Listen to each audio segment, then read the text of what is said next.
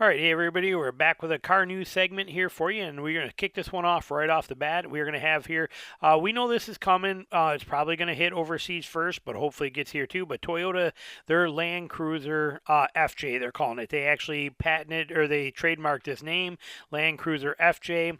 Half the price of the LC300, cheaper than a Prado by a little bit here. But anyway, this is kind of what they're looking at right here. But we know it's coming. They're giving you some specs on here. I'm not going to get too crazy on this. I just, it seems that it is official because they actually, they trademarked the name. They have it all set up. It's already here as far as all that stuff going, and they are expecting this to be here. Reports point towards Land Cruiser FJ being unveiled towards the end of 2024, ahead of 2025 sales date. So that's a nice thing. We know this is legit now. It's actually here. It's actually coming. It's going to hit probably overseas first, but then, like I said, maybe we can get it. And it looks like over there they're talking 50 grand. So we're going to see what happens here, but just know it's coming. We're not going to spend much time on this. We're moving along from here. As I've said before, every time I do one of these type of things right here, I do not put much faith in these. I do not believe in some of this garbage that a lot of these things spew with these rankings, and how they come up with this stuff blows my mind. But I know a lot of you guys love it. So I'm going to run through this for you real quick. Again, the articles are here if you want to read it.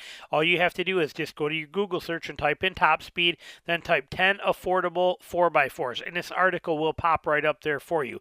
While I'm at it, too, quite a few people, probably about 12 people now, have asked me why I don't show myself on my microphone here, like in an offset or over in a corner here, and show me talking on this. I don't do it on purpose. I don't want to distract from this news feed for you. You don't need to sit there and stare at me talking to you. You can hear me just fine. So I don't do it on purpose. I don't understand. I don't have a problem with people doing it, but I don't think it benefits you as the viewer to have my face down there talking about stuff. So that's the reason I don't put it in there. All right, moving on, because we try to do these quick. 10 most affordable 4x4s ranked by reliability. So okay, that's what grabbed my attention. Affordable 4x4s, okay, but ranked by reliability. So let's see what this chart says on here. They're going to start from number 1, which is best reliable, to the worst, okay? So here we got a GMC Terrain. That's what they're calling is number 1, okay, cool. You can read about this. They're saying that over a 10-year period, it's going to be $7,700 in maintenance cost for you to own it. Number 2 is a Bronco Sport. They are saying that this one, over the term of 10 years, is going to cost you $10,000 to maintain it. I don't know where they get this info from. This is like there's no possible way any of this information can be legit. But anyway, it's here. You can do it. Take away from it what yourself. Maybe they work some magic I don't know about. 2024 Ranger, which I have no idea how they can even figure that out. It's been on the road for 2 months, but apparently they know more than I do, because they're saying that this one's going to cost you 10 grand right here, 10 grand for the first 10 years of ownership.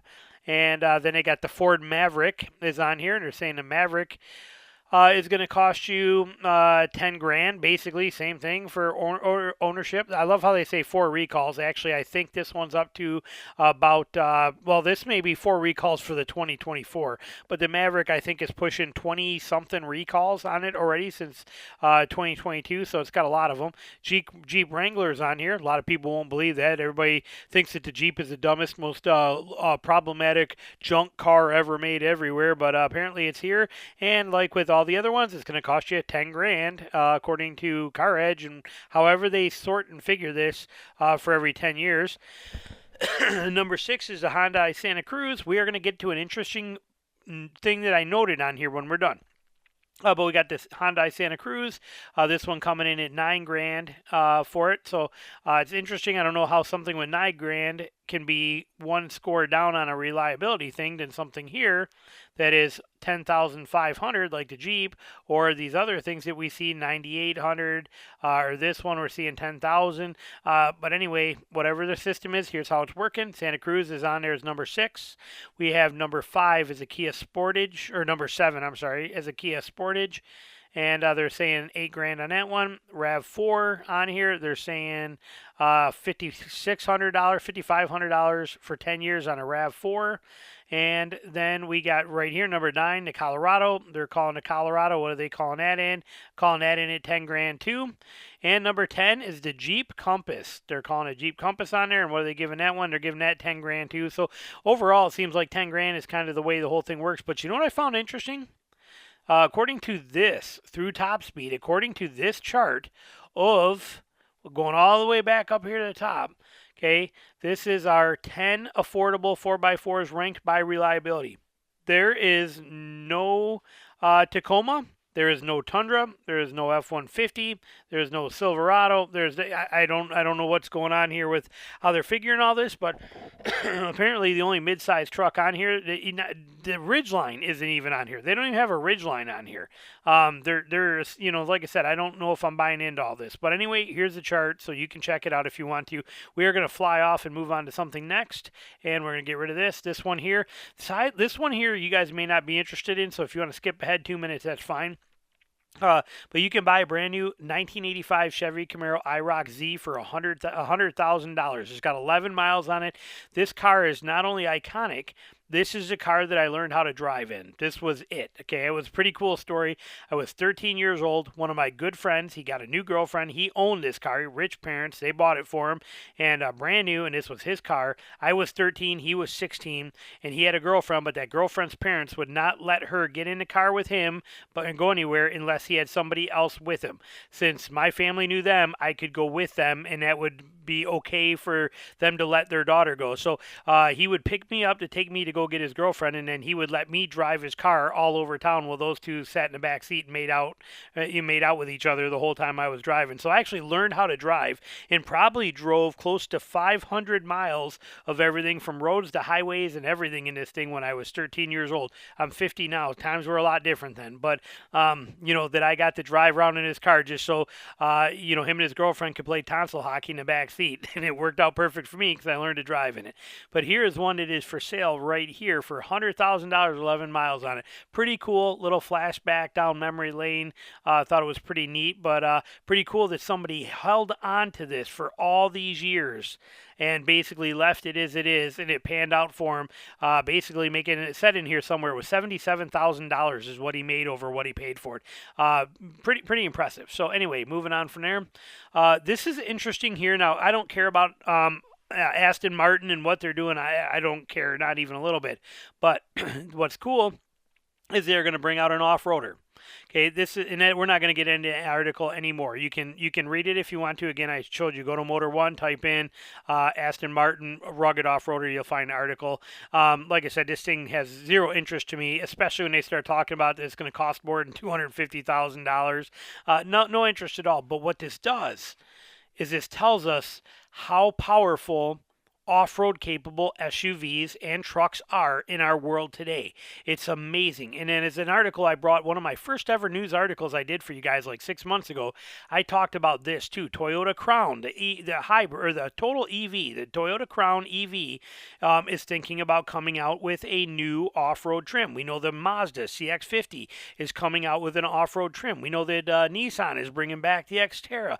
All these things are gearing up towards off-road capability and the rugged, hard, chiseled looks, and I love it. I think it is a great move in the right direction. These vehicles look amazing. They're functional. They're capable. I love that the whole world, even in cars like we see here and like we're seeing here, these vehicles are even trying to get off-road capable. Straight up love that. Moving on from there. So the big article we were going to talk about today right here. Okay, this is the one that's interesting.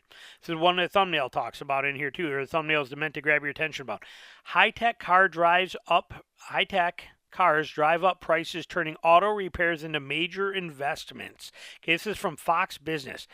Average repair cost for a gas-powered vehicle is $4,700. Now, that is not the cost for, like the lowest cost, but that is the average, which is horrible. So if we know that replacing wiper, or like if you got let's for example say that, I'm trying to think of something that's little simple and stupid. They would be super. Anyway, something that you could bring into the dealer and they can fix a rattle underneath. Okay, you got a loose mud flap on your car, and you bring it into the dealer to fix it. Okay, and they charge you $100 for it. Okay, you got that stuff all the way up to major ones, but it's the average. Here's the key word: average. The average repair cost for a gas-powered vehicle is $4,700. That is insane. $4,700 is the average repair cost for that. For electric vehicles, it's $6,000 for the average repair for an electric vehicle. And I love that when I put videos out and people are like, electrics have no problems and they don't ever fail. There's so many less moving parts. They're so much cheaper to maintain. They're not. Obviously, they're $1,500 more for the average repair on an electric vehicle versus the average repair on a gas-powered.